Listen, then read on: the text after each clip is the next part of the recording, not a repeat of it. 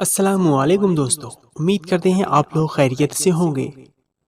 دوستو، آج کا ویڈیو ہے اللہ پر یقین رکھنے والے ایک حکیم صاحب کی کہانی۔ دوستو، ویڈیو میں آگے بڑھنے سے پہلے آپ سے گزارش ہے، اگر آپ چینل پر نئے ہیں تو پلیز چینل کو سبسکرائب کر لیں اور گھنٹے والے بٹن کو ضرور دبا دیں۔ تو شروع کرتے ہیں۔ ایک حکیم صاحب ہوا کرتے تھے جو بہت ہی نیک دل اور دیندار تھے، جن کا دواخانہ ایک پرانی عمارت میں تھا۔ حکیم صاحب روز اپنے دواخانے جانے سے پہلے اپنی بیوی سے کہتے کہ جس چیز کی ضرورت تم کو آج ہے وہ تم ایک کاغذ پر لکھ کر دے دو، تو ان کی بیوی لکھ کر دے دیتی۔ حکیم صاحب اپنی دکان پر جا کر سب سے پہلے اس پرچے کو کھولتے، بیوی نے جو کچھ لکھا ہوتا وہ ان کا حساب لگاتے اور اس کا ٹوٹل کرتے، پھر اللہ سے دعا کرتے کہ یا خدا، میں تیرے حکم کے تعمیل میں تیری عبادت چھوڑ کر یہاں دنیا داری کے چکر میں آ بیٹھا ہوں۔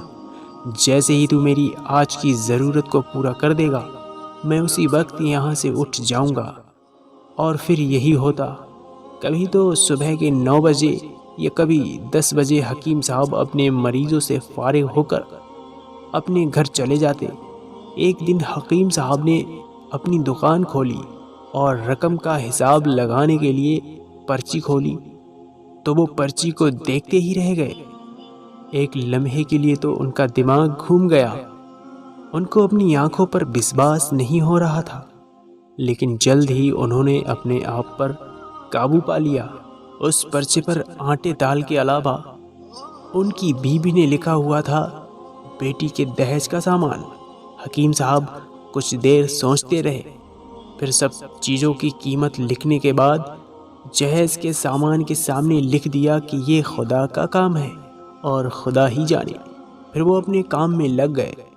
1-2 مریض آئے تھے جن کو حکیم صاحب نے دوا دے دی۔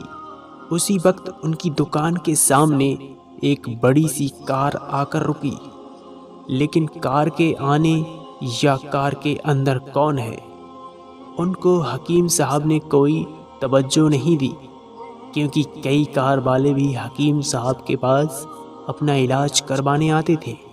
یہ سب تو روز کا کام تھا۔ جب سارے مریض اپنی دوا لے کر چلے گئے تو کار والے صاحب کار سے باہر نکلے، حکیم صاحب کو سلام کیا اور جا کر ان کی دکان میں بیٹھ گئے۔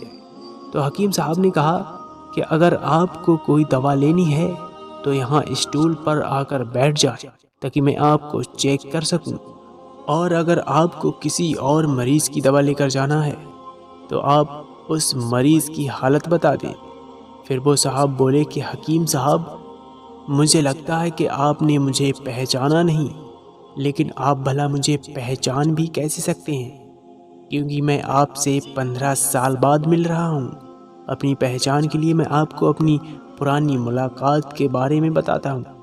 جب میں پہلی بار یہاں آیا تھا تو میں خود نہیں آیا، بلکہ مجھے یہاں خدا نے بھیجا تھا، کیونکہ خدا کو مجھ پر رحم آ گیا تھا اور وہ میرا گھر آباد کرنا چاہتا تھا۔ کچھ ایسا ہوا کہ میں اپنے گاؤں جا رہا تھا، تبھی ہماری گاڑی آپ کی دکان کے سامنے آ کر پنچر ہو گئی۔ ڈرائیور گاڑی کا پہیہ لے کر پنچر لگوانے چلا گیا تھا، تبھی آپ نے دیکھا کہ میں گرمی اور دھوپ میں گاڑی کے پاس کھڑا ہوں۔ پھر آپ میرے پاس آئے اور دکان کی طرف اشارہ کر کے کہا، آپ اندر آ کر بیٹھ جائیے۔ تو میں نے آپ کا شکریہ ادا کیا اور کرسی پر آ کر بیٹھ گیا۔ ڈرائیور نے کچھ زیادہ ہی دیر لگا دی تھی۔ ایک چھوٹی سی بچی بھی میرے پاس کھڑی تھی اور بار بار کہہ رہی تھی کہ مجھے بھوک لگ رہی ہے، اور آپ اسے کہہ رہے تھے کہ بیٹا تھوڑا صبر کرو، ابھی تھوڑی دیر میں چلتے ہیں۔ میں یہ سوچ رہا تھا کہ میں آپ کے پاس بیٹھا ہوں، لگتا ہے مجھے آپ سے کوئی دوا خریدنی چاہیے تاکہ آپ میرے بیٹھنے کو زیادہ محسوس نہ کریں۔ میں نے کہا کہ حکیم صاحب، میں انگلینڈ میں رہتا ہوں، وہاں گئے ہوئے مجھے 6 سال ہو چکے ہیں۔ جانے سے پہلے میری شادی ہوئی تھی، لیکن آج تک میری کوئی اولاد نہیں ہے۔ میں نے ہر جگہ علاج کروایا، لیکن اب صرف مایوسی ہے۔ آپ نے کہا کہ میرے بھائی توبہ استغفار پڑھو اور اپنے رب سے مایوس نہ ہو۔ یاد رکھو اس کے خزانے میں کسی چیز کی کمی نہیں۔ کر اولاد مال غم، خوشی زندگی اور موت سب اسی کے ہاتھ میں ہے۔ کسی ڈاکٹر کے ہاتھ میں شفا نہیں ہوتی اور نہ کسی دوا میں شفا ہوتی ہے۔ اگر شفا ملتی ہے تو وہ خدا کے حکم سے ملتی ہے، اور اولاد دینی ہے تو وہی دینے والا ہے۔ مجھے یاد ہے کہ آپ باتیں بھی کر رہے تھے اور ساتھ پڑیاں بھی بناتے جا رہے تھے۔ ساری دوائیں آپ نے 2 حصوں میں کر کے انہیں الگ الگ لفافوں میں رکھ دی، اور آپ نے مجھ سے پوچھا کہ آپ کا نام کیا ہے۔ میں نے کہا میرا نام افضل ہے۔ آپ نے ایک لفافے پر افضل لکھا اور دوسرے لفافے پر بیگم افضل لکھا۔ پھر دونوں لفافے ایک تھیلے میں ڈال کر دوا خانے کا طریقہ بتایا۔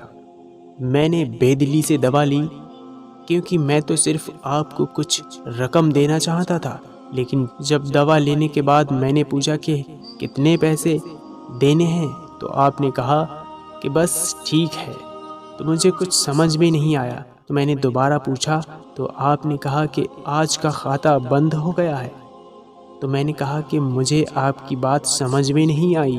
وہیں پر ایک شخص اور موجود تھا، تو اس نے مجھے بتایا کہ کھاتا بند ہونے کا مطلب ہے کہ حکیم صاحب نے آج کے گھریلو خرچے کے لیے جتنی رقم خدا سے مانگنی تھی وہ خدا نے انہیں دے دی ہے، زیادہ رقم وہ نہیں لے سکتے۔ میں بہت حیران ہوا اور دل ہی دل میں شرمندہ ہوا کہ میرے کتنے گھٹیا خیالات تھے، اور یہ سادہ سا حکیم کتنا عظیم انسان ہے۔ پھر میں نے اپنے گھر جا کر اپنی بیگم کو یہ دوائی دکھائی اور اسے ساری بات سمجھائی، تو وہ کہنے لگی کہ وہ تو کوئی انسان نہیں بلکہ ہمارے لیے تو وہ ایک فرشتہ ہے۔ مجھے یقین ہے کہ ان کی دی ہوئی دوا ہمارے لیے فائدہ مند ثابت ہوگی۔ حکیم صاحب، آج میں 3 بچوں کا باپ ہوں۔ خدا نے آپ کو ہماری مدد کا وسیلہ بنایا۔ ہم ہمیشہ آپ کے لیے دعا کرتے ہیں۔ جب بھی میں اپنے گاؤں چھٹی پر آیا تو ہر بار میں آپ کی دکان پر آیا، لیکن مجھے ہمیشہ آپ کی دکان بند ہی ملی۔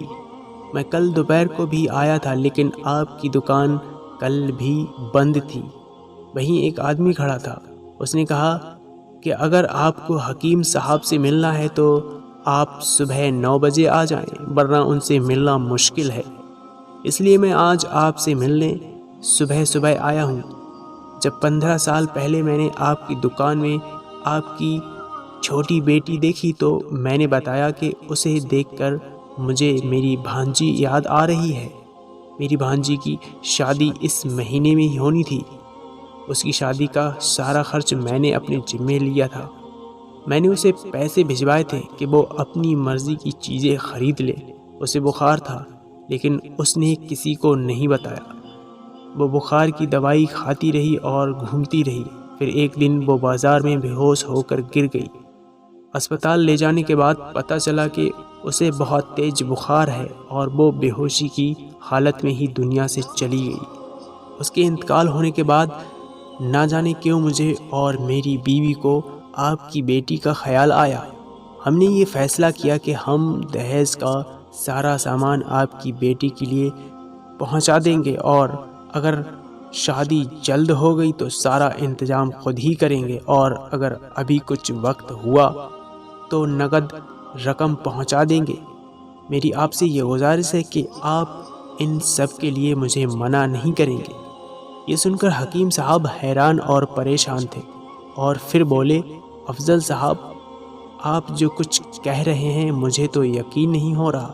میں نے آج صبح بیوی کے ہاتھ سے لکھی ہوئی پرچی دیکھی تو گھر کے کھانے پینے کے سامان کے ساتھ بیٹی کے جہیز کا سامان لانے کا لکھا ہوا تھا، اور آپ خود دیکھ لیں کہ پرچی پر کیا لکھا ہوا ہے۔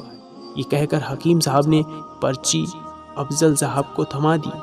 افضل صاحب نے جب پرچی دیکھی تو وہ دیکھ کر حیران ہو گئے۔ اس پر لکھا تھا کہ یہ خدا کا کام ہے، خدا ہی جانے۔ حکیم صاحب نے کہا کہ افضل صاحب، یقین مانیے جو بھی میری بیوی نے پرچی میں لکھی ہو آج تک ایسا نہیں ہوا کہ ان سب چیزوں کو لانے کا بندوبست نہیں ہوا ہو۔ آپ کی بھانجی کی وفات کا مجھے بہت افسوس ہے، لیکن میں اس پاک رب کی قدرت پر حیران ہوں کہ جو ہمیں کیا کیا معجزے دکھاتا ہے۔ اس طرح حکیم صاحب کی بیٹی کے دہیج کے سامان کا انتظام ہوتا ہے اور بڑے دھوم دھام سے ان کی بیٹی کی شادی ہو جاتی ہے۔ اب سبق دوستو، یہ کہانی تو یہیں پر ختم ہو جاتی ہے، مگر اس میں ہمارے لیے سبق یہ ہے کہ اللہ ہی پر بھروسہ کرنا چاہیے اور اللہ سے کبھی نا امید نہیں ہونا چاہیے، کیونکہ اللہ فرماتا ہے کہ مایوسی گناہ ہے۔ تم مجھ پر یقین کر کے تو دیکھو۔ دوستو امید کرتا ہوں واقعہ آپ کو اچھا لگا ہوگا۔ اچھا لگا ہو تو اپنے دوستوں میں شیئر ضرور کریں۔